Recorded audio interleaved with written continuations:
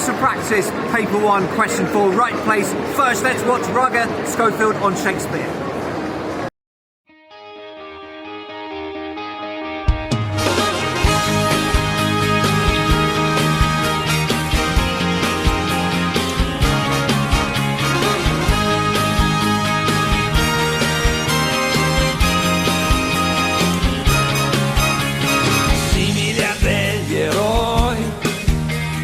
Abbiamo il cuore a strisce, portaci dove vuoi. Let's start with the two texts which have been taken from a GCSE Edexcel paper from November 2017. Time to read them through. Press pause.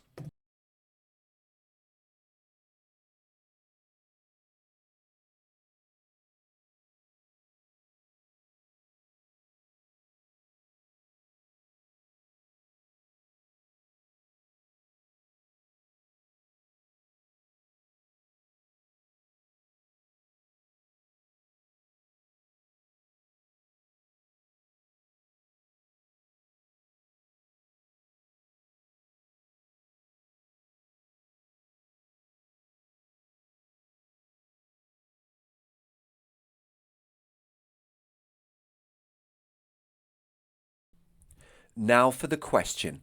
Both texts engage the reader through their accounts of space travel. How far do you agree? While some bullet points are provided, I would not recommend using these to structure your response. For instance, you need to compare throughout and not just in a third section.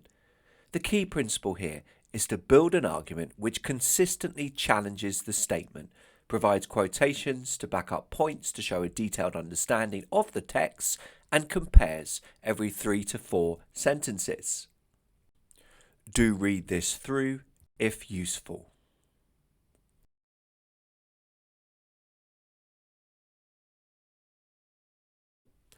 This can be a good way to structure a paragraph, although I'm certainly not saying that you should write every single main paragraph in exactly the same way or begin with the same phrase. However, this structure does ensure comparative evaluation. Read it through again.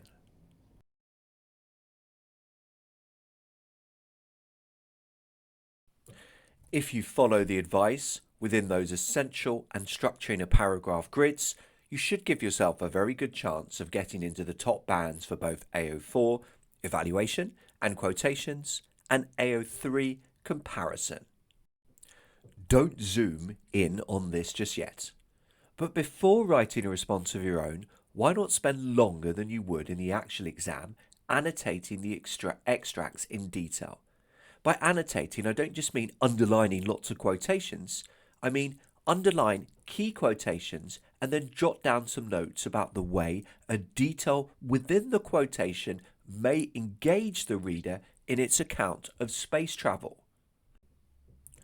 When annotating the second text, why not also include some comparative points? Does this particular detail or quotation result in an even more or less engaging account of space travel in comparison to the first text? So here's the question again. The text will follow at 5-second intervals. Aim to annotate or jot down detailed notes before writing your full response. Press pause now.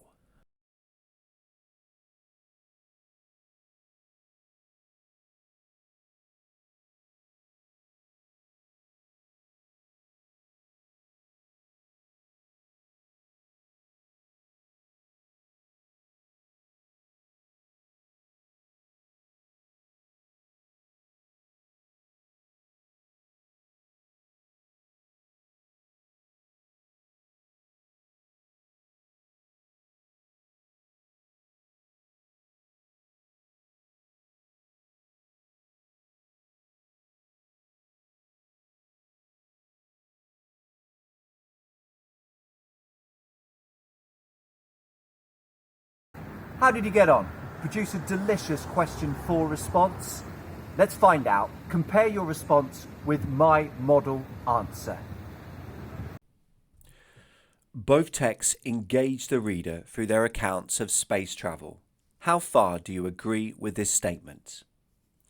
Text 1 is an extract from an astronaut's autobiography and describes the return to Earth of Apollo 11. In contrast, Text 2 is taken from a Space Sector magazine and is about a more recent mission for the British astronaut Tim Peake. Arguably, Text 2 is the more engaging account, partly due to Peake's enthusiasm, but also due to the impressive technical detail of his spacecrafts. Text 1 starts with an engaging account of the setting as the spacecraft starts to return to Earth. Aldrin refers to a bank of clouds, big and lush as the ocean they covered. This phrase emphasises the scale of the clouds. Few of us would imagine clouds covering as much space as the ocean, and thus engages the reader. However, the opening to Text 2 is far more exciting and dramatic, as well as Peake's enthusiastic exclamation, "Incredible!" The experience of returning to Earth is likened to going over Niagara Falls in a flaming barrel. Niagara Falls is known as being one of the world's largest and most spectacular waterfalls.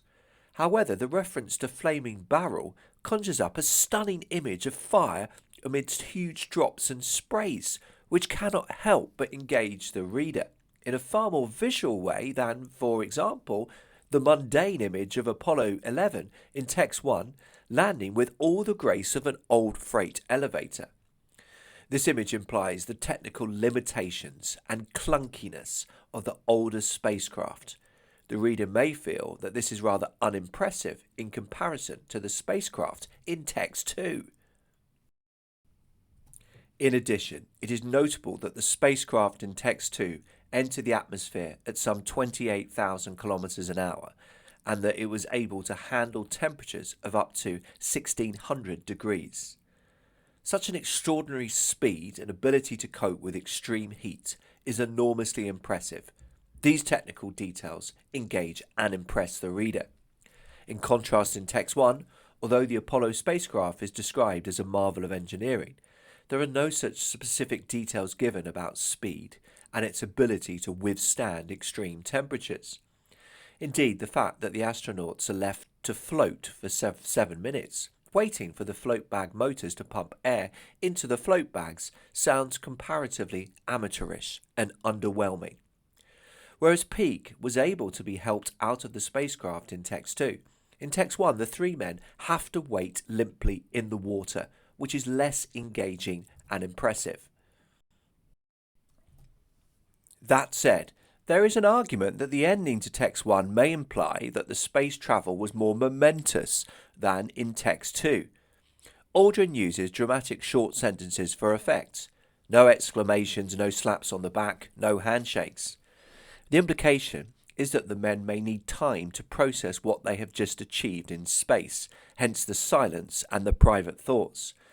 In contrast, Peake in Text 2 seems content to gush immediately, as he does when he talks about the smells of Earth and it being wonderful to be back in the fresh air. Both these comments imply simply that he has missed being on Earth, rather than give insight into his presumably extraordinary mission in space. However, the fact that the article ends with him vowing to do it again in a heartbeat does imply that his time in space was special and life-changing, although fewer details are provided about this in comparison to Text 1, which begins with some interesting descriptions of the starkness of space, where there is no haze and where definitions are quite sharp. Overall, Text 2 is a more engaging account of space travel due to the far slicker landing, the references to the spacecraft's technical capabilities, and the fabulous imagery. Some reflections. It's a good idea to include a short introduction summarising the different perspectives and text types of the two extracts, in which you begin to make a judgment call about which text more closely aligns with the statement within the question. Whilst AO2, analysis of language or structure, is not directly credited, it can be useful to explain the effect of key words, particularly images, in order to strengthen your evaluation. Here I point out that Niagara Falls is one of the world's largest and most spectacular waterfalls, which produces a stunning image for the reader, something far more impressive and engaging than the old freight elevator in text 1. Try to develop your evaluation, which I do here within the sentence starting with the adverb indeed. Having previously said that there are fewer impressive technical details given about the spaceship in text 1, I then go on to evaluate the effect of the references to float bag motors and float bags. These sound comparatively amateurish and underwhelming in comparison to the spacecraft landing in text 2. Remember that you need to challenge the question and present different sides of the arguments. In this paragraph, I reference the ending to text 1, which may imply that the space travel was more momentous than in text 2. I back this up and compare evaluatively before coming to a final verdict in my conclusion, which is that overall text 2 is a more engaging account of space travel due to the far slicker landing, the references to the spacecraft's technical capabilities, and the fabulous imagery. This has been a Schofield on Shakespeare production, giving you additional practice for question 4 for OCR GCSE English Language Paper 1. Many thanks for watching.